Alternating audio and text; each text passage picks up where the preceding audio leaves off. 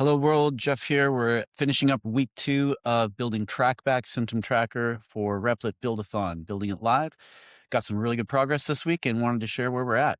So pretty much the core of the app is all done and ready to give you a little bit of a product demo here. So first off, the problem that TrackBack is solving is removing the tedium of trying to track symptoms or recurring health issues that anybody might be having in their life.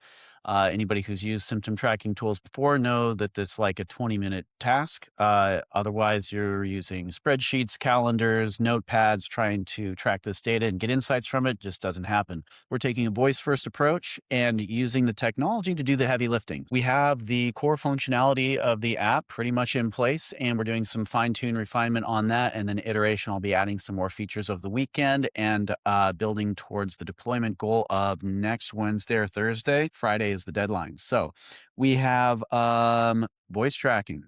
Let's say that I'm tracking heartburn. Last night I had created an entry. My heartburn was really low, no problem. But this morning I had coffee for breakfast and my heartburn was really bad after that. I can create an entry just as simple as that. Uses voice to parse that, creates a new entry. We have today at 9 a.m. Coffee was the trigger.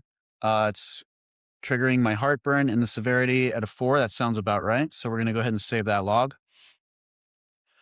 Now we can go into that and we can start seeing a data trend on the chart here. I took some antacid this afternoon and my heartburn is feeling better, but it's still there a little bit.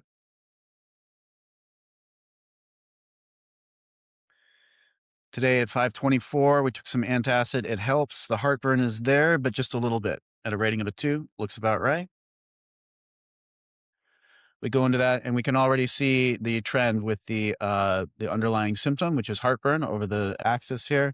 And then the indicators of coffee this morning correlating with a high level of heartburn and antacid this afternoon correlating with a low level of heartburn.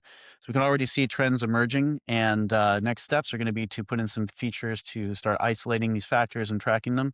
One of the great things about this is you don't have to go chronological. If you miss an entry, you could say, oh, yesterday morning I woke up, I didn't have coffee, but I still had a little bit of heartburn. It'll be able to go back in time, create that entry. Yesterday at 9 a.m., coffee was neutral, heartburn, severity, and we can fill that back in. If we need to edit that entry, we can go back in and adjust that. So that's where we're at. I'll be creating another piece here soon, going into a bit of my process about using Whisper Flow into Claude, handing off to Replit. So stay tuned for that. And thanks for tuning in. Catch you soon.